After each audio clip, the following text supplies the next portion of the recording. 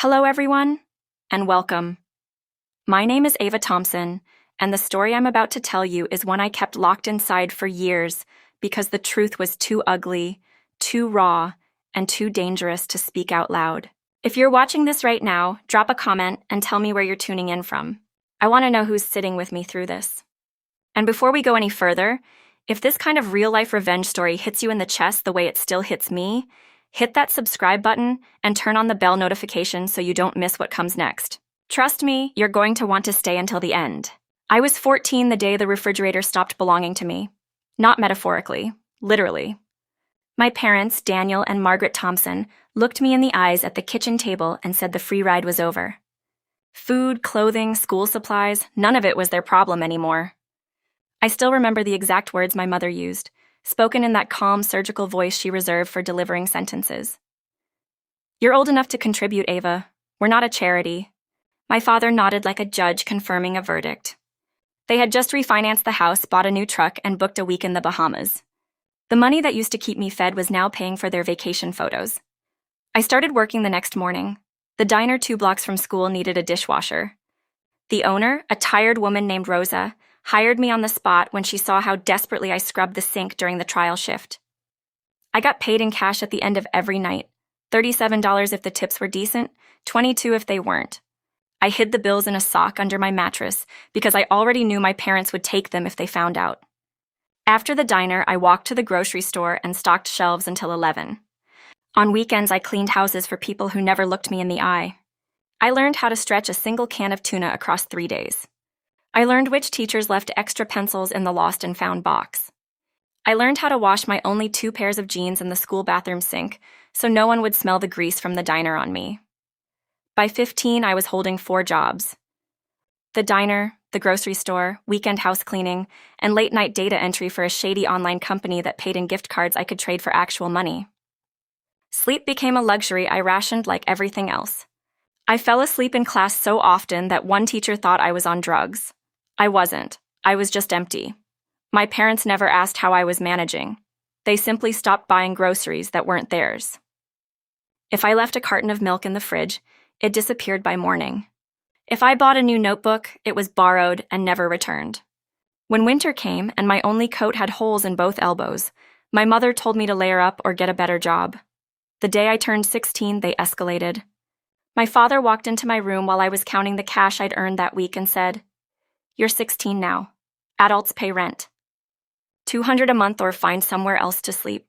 $200. That was more than I made in 2 full weeks after bus fare and the food I had to buy for myself." I looked at him and asked, very quietly, what would happen if I couldn't pay. He shrugged. Then the door locks from the outside. My mother stood in the hallway, arms crossed, and added, "We raised you, now you raise yourself." I paid, every single month.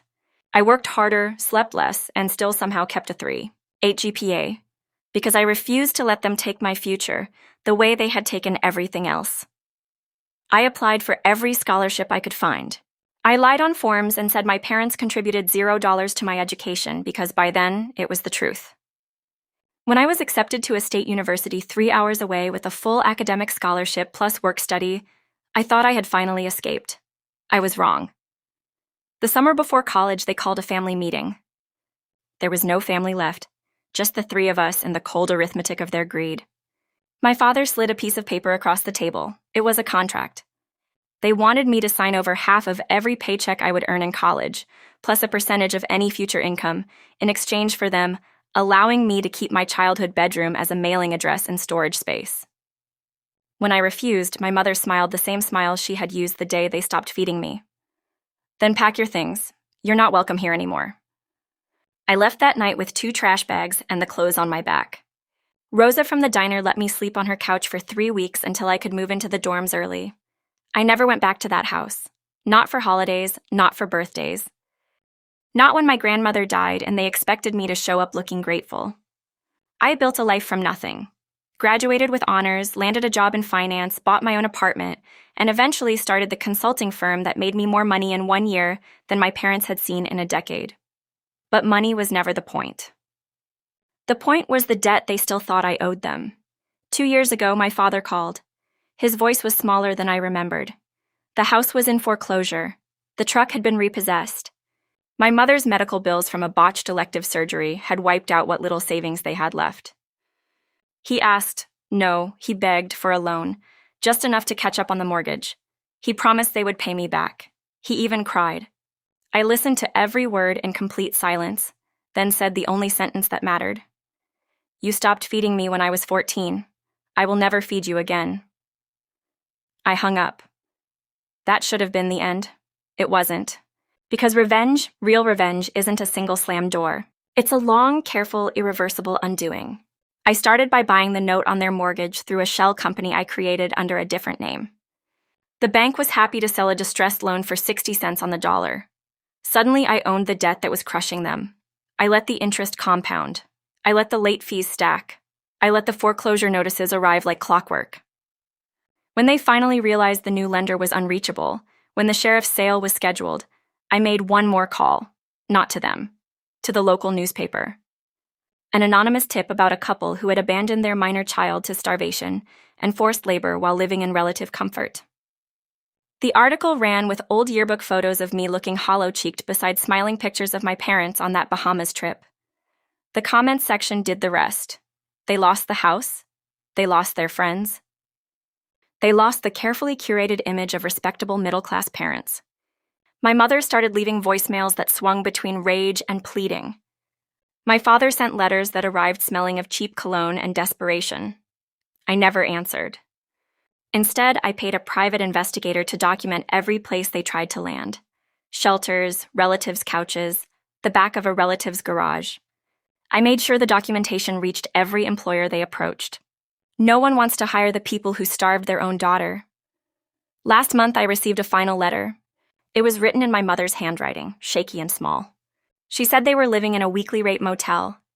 She said my father had started drinking again. She said they were sorry. The word sorry was underlined 3 times, as if repetition could make it true.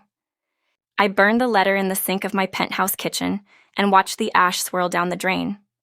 I am 31 years old now. I sleep in a bed I paid for with money no one can take from me. I eat whatever I want, whenever I want. I wear clothes that fit and never have holes. And every single night before I turn off the light, I look at the framed photograph on my nightstand. It's not a picture of me. It's a picture of the empty refrigerator in that house, the one they locked me out of when I was 14. I keep it there so I never forget what hunger feels like, and so I never forget that some debts can only be paid in the currency of complete and permanent ruin. That is how my story begins. The part where I finally stopped surviving and started collecting. I didn't stop at the house or the newspaper article. Those were only the opening moves. Revenge, if it is to mean anything, has to be architectural. It has to remove every beam that once held their lives upright until the whole structure collapses under its own weight, and they are left standing in the dust wondering how the sky fell so completely. After the foreclosure, my parents scrambled the way cockroaches scramble when the lights come on. They tried my aunt in Ohio first. She lasted 2 weeks before she called me in tears, apologizing for ever believing their version of the past. I sent her a copy of the old bank statements I had kept, statements that showed money flowing out to resorts and restaurants while the grocery budget for a 14-year-old was zeroed out. She changed the locks the same day. Next, they tried my father's brother in Arizona. Same result. I had prepared folders for every relative, every old friend, every former coworker. Each folder contained photocopies of the notes my mother had written when she stopped buying my school supplies, the calendar where my father had marked the exact date he began charging me rent, and the police report I filed the night they locked me out at 16. I never had to confront anyone face to face. I simply mailed the truth and let it do the walking. By the time they landed in that weekly rate motel, the circle of people willing to help them had shrunk to almost nothing. I made sure the motel manager received an anonymous package as well. Photographs of the empty fridge, screenshots of the old text messages where my mother called me ungrateful parasite, and a short summary of the child neglect statutes in our state. The manager didn't kick them out immediately. He simply raised their weekly rate every Monday until they could no longer afford the room. They moved to a cheaper place across town, then another, then a shelter that required background checks. The shelter turned them away after one phone call from an interested party who provided documentation of financial abuse of a minor. I watched all of this from a distance, but never from too far. The private investigator I retained updated me weekly. Sometimes he sent video. I would sit in my office after the staff had gone home, the city lights glittering beyond the glass, and watch my father argue with a shelter intake worker, or my mother crying in the parking lot of a thrift store. I felt nothing that resembled pity. What I felt was the clean, cold satisfaction of a ledger finally balancing. Money was the next weapon. My consulting firm had grown large enough that I could move capital without leaving fingerprints. I created a second shell company, this one focused on distressed consumer debt. Through it, I purchased every outstanding credit card balance, medical bill, and personal loan my parents still carried. The interest rates I set were legal, but merciless. Collection calls began arriving at every number they used. When they changed phones, I found the new ones. When they tried to open new accounts, the credit reports I controlled flagged them as high risk. Their scores dropped into the low 300s. No landlord would rent to them. No employer would risk the liability. My father eventually found day labor through a temporary agency that didn't run deep checks. He lasted 11 days before the agency received an anonymous tip about an old workers' compensation fraud he had committed years earlier. Something I had uncovered during a deeper dive into his employment history. He was fired on the spot. My mother tried to sell handmade jewelry online. I reported the shop for trademark infringement using designs that vaguely resembled a brand I owned. The platform froze her account and held her funds for 90 days. By the time the hold lifted, the money was gone to administrative fees. They started writing longer letters. Some were furious. Some were pathetic. One arrived on the stationery of a church that had taken them in for 3 nights. In it, my mother claimed she had found God and wanted to make amends. She asked if we could meet for coffee.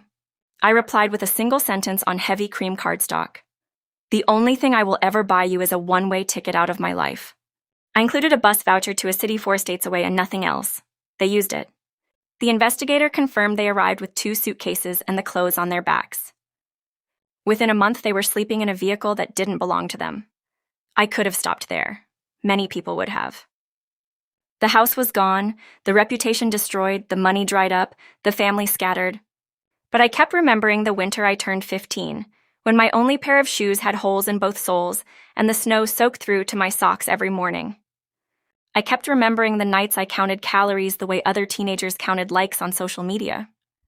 Stopping would have felt like mercy, and mercy was a currency I no longer carried. So I escalated one final time. I hired a forensic accountant to trace every gift, every inheritance, every small windfall that had ever come their way. There wasn't much, but there was enough. My maternal grandmother had left a modest life insurance policy years earlier. My parents had claimed it while I was still living under their roof and starving. The policy named me as a secondary beneficiary. The statute of limitations had nearly expired, but not quite. I filed suit. The court awarded me the principal plus interest compounded over 15 years. The judgment was recorded in 3 counties. Any tax refund, any lottery ticket, any future inheritance would be seized until the debt was paid. They would die still owing me. Last week, the investigator sent a final update. My parents are living in a single room above a laundromat in a town whose name I refuse to learn. My father has a chronic cough the free clinic cannot diagnose. My mother has stopped dyeing her hair. They no longer write letters. They no longer call. The only sound left is the quiet ticking of a debt that will never be forgiven. I keep the old refrigerator photograph on my nightstand, but I have added a second frame beside it. Inside that frame is a single sheet of paper, the original rent demand my father handed me when I was 16. Across the top, in my own handwriting, I have written the only epilogue that matters. Paid in full. I am free. They are not. And every morning when I wake up in a bed that belongs only to me, I taste the difference. I thought the silence would be the end of it. For a while it was. Months passed without letters, without calls, without the investigators' weekly reports. I almost allowed myself to believe the ledger had finally closed. Then, on a gray Tuesday in March, a thick envelope arrived at my office. No return address. Inside was a single photograph and a short note written in my father's uneven hand. The photograph showed a hospital bed. My mother lay in it, thinner than I had ever seen her, an oxygen tube taped beneath her nose. My father sat beside her, holding her hand the way he used to hold the remote during football games, possessively, as if the world might snatch it away. The note said only 3 words: "She is dying." I stared at the image for a long time. The part of me that had once been a starving 14-year-old waited for the old ache of pity to rise. It never did. What rose instead was a colder, clearer certainty. Even now, at the edge of the end, they still believed I owed them something. Comfort, forgiveness, presence. They had taught me the language of debt when I was a child. I had simply become fluent in a dialect they never expected me to master. I did not go to the hospital. I did not call. Instead, I instructed my attorney to send a final document. It was a formal waiver of any claim to their estates, accompanied by a 1-page statement that would be entered into the public record if either of them attempted to name me as next of kin or emergency contact. The statement was simple. I had been financially and emotionally abandoned at 14. I had received no support, no protection, no love that was not conditional on my usefulness. Therefore, I formally and irrevocably declined any role in their final affairs. The hospital social worker who received the packet later told my investigator that my mother cried for 2 hours after it was read to her. My father tore the paper into pieces and tried to flush them. The pieces floated. She died 3 weeks later. The death certificate listed respiratory failure secondary to untreated pneumonia. I paid a service to cremate her remains and scatter the ashes at sea under a name that was not mine. No funeral, no obituary, no invitation list. The investigator confirmed that my father attended the scattering alone, standing on a public pier in a borrowed coat. When the urn was empty, he simply turned and walked away. He did not look back. I expected him to disappear after that. He did not. Grief, or whatever remained of it, made him reckless. He began appearing outside the building where my firm kept its headquarters. Never close enough to trigger security, always just far enough to be seen if someone happened to glance down from the 32nd floor. He held a cardboard sign that read, in shaky black marker, "My daughter abandoned me." The first day, security escorted him away. The second day, I instructed them to let him stay. I wanted the image burned into the minds of every partner, every client, every junior analyst who passed through the lobby. Let them see the man who once charged his child rent for the privilege of starving under his roof. Let them watch him shrink in real time. On the 4th day, I went down myself. I did not speak to him. I simply stood on the opposite sidewalk and looked at him, the way one looks at a stranger who has overstayed. He lowered the sign. His mouth opened, closed, opened again. No words came. I turned and walked back into the building. That night, he was gone. The investigator found him 2 states away, working under a different last name at a roadside diner. The same kind of place where I had once washed dishes until my hands cracked and bled. The symmetry pleased me. I could have continued. There are always more levers, more quiet pressures that can be applied until a life collapses completely. But something shifted the morning I received the final report. The photograph attached to it showed my father wiping tables in a red apron, the same tired posture I once wore at 14. For the first time, the satisfaction felt finished rather than hungry. The debt had been collected in every currency that mattered: shelter, reputation, money, family, dignity, and finally the future itself. There was nothing left to take that would not diminish the purity of what I had already taken. So I closed the file. I paid the investigator a final retainer and instructed him to destroy every record of the surveillance. I dissolved the shell companies. I deleted the folders.